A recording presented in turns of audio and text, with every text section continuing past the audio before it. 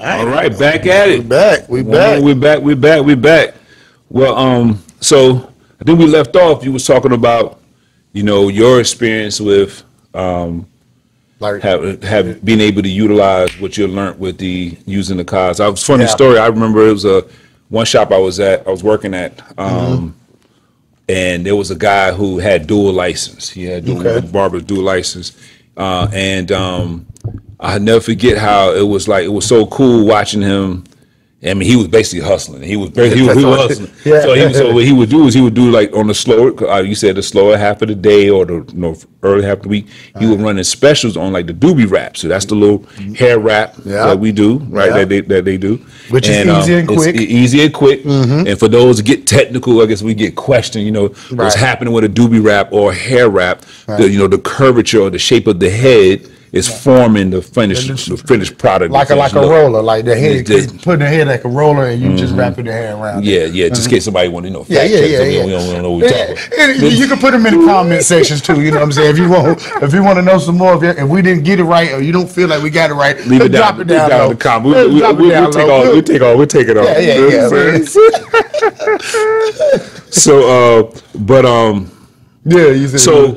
I never forget how he used to slide in those doobie wraps in between. And this was back in the day now, y'all. This was like back when them $15, $20 haircuts. But he was sliding in them $30 doobie wraps in there.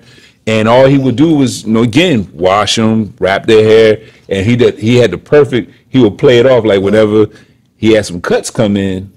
He would do the classic, like he would just go in there, like put his hand under the hood dryer, like, oh yeah, it's still a little damp. He'll drop it down to warm or cool, so it won't burn his scalp or anything like that. So he'll cool it down, but he'll just tap the head to, oh yeah, I think you need to dry a little bit more.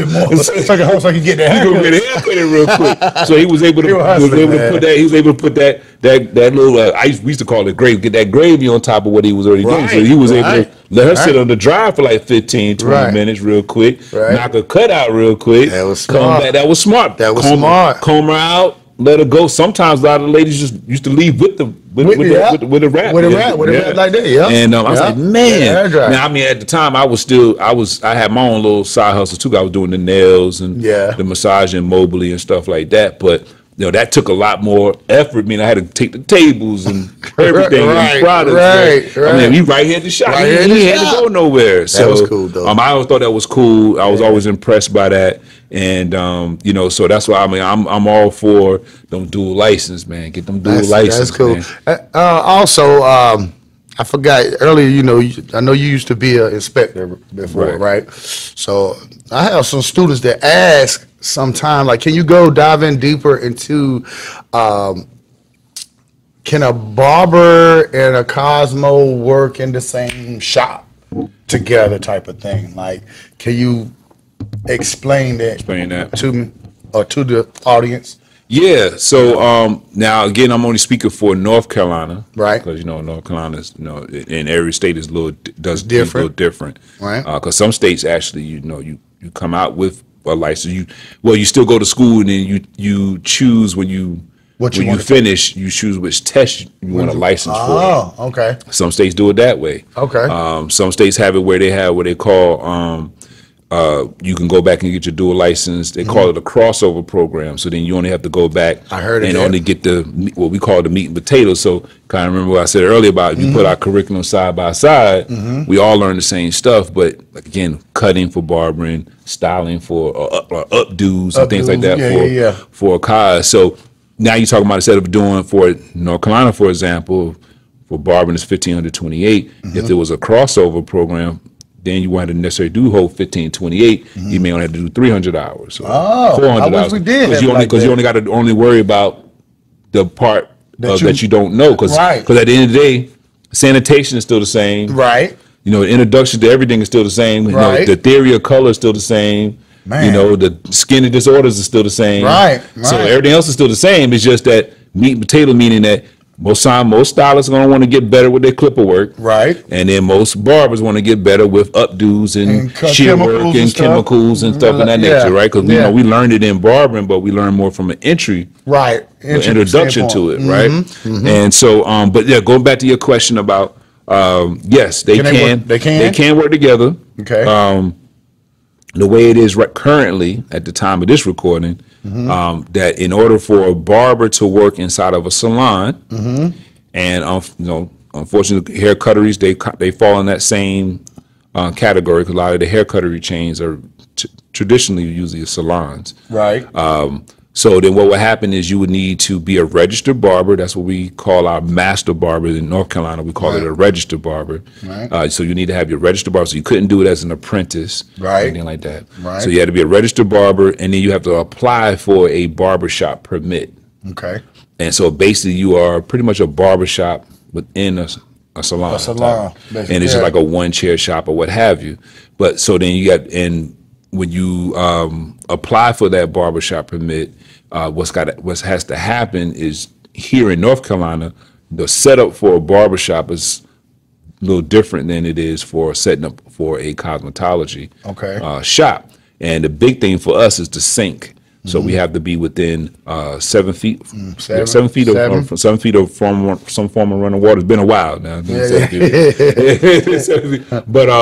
gonna fact check you. They're gonna fact check. I'm on my instructor mode right now. I ain't demanding. I think it's 7. I ain't demanding no more. It's between 5 to 7. Yeah, I think it's somewhere in there you can find I think you're right though. I think you're right though. But anyway, so they so you got to be within 7 feet of some form of running water, and which could be a sink or shampoo bowl or what have you. And so, for example, I worked at a hair cutter. I worked at a Great Clips, and they had me basically at the very last chair near the shampoo bowl. So that gave me within my 7 feet of some form of running water, and then so I had a barbershop permit that permitted me to work in there.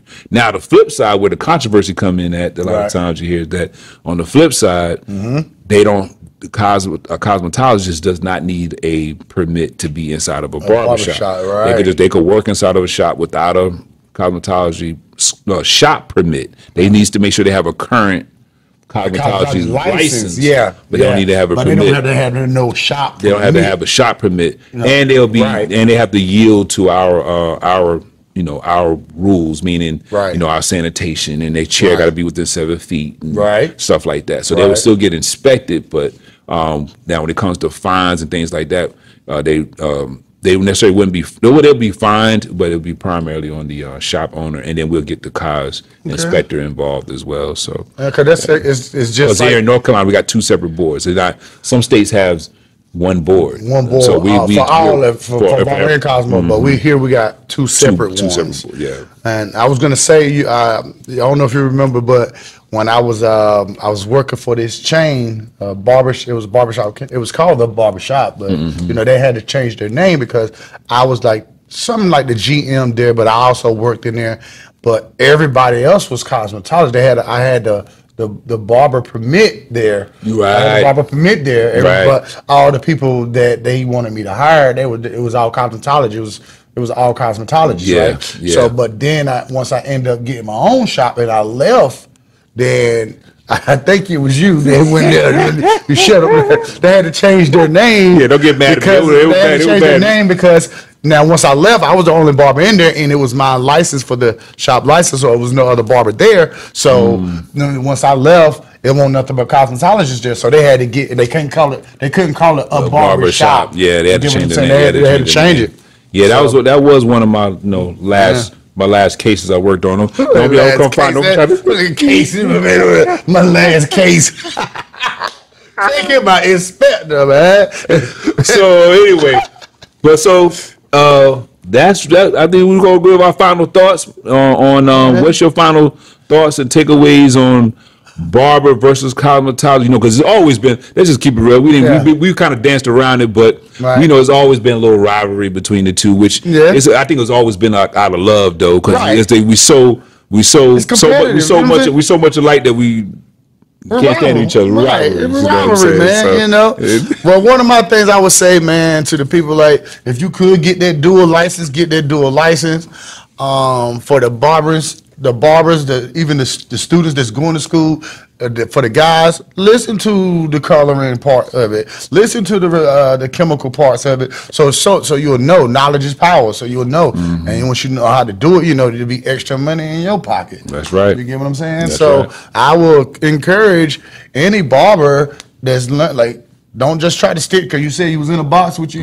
You boxed yourself in because you just thinking about clippers. Yeah. When, like you said, your guy was doing the doobie wraps and everything, like I was doing too. Yeah. And so just I'm encouraging y'all to open your minds and don't be in the box. Yeah, that's both ways, barbers and stylists. Like don't box yourself in. Yeah. You know what I'm saying? And I pretty much piggyback everything you said there. You know, one of our mottos around here is hair only has one color. Green, baby. You know what I'm saying? Baby. So get that money. In any way possible. You could do everything from the head to toe, do it. But you know, obviously, you know, get the proper training you need for it. Right. And do it well. So I mean, I'm with you 100 on that. Like, just, you know, one of those things again, you don't want to, I'm speaking from experience where you don't want to sit back 10 years later, 15 years later, and be thinking about, man, I could have been stacking up right there.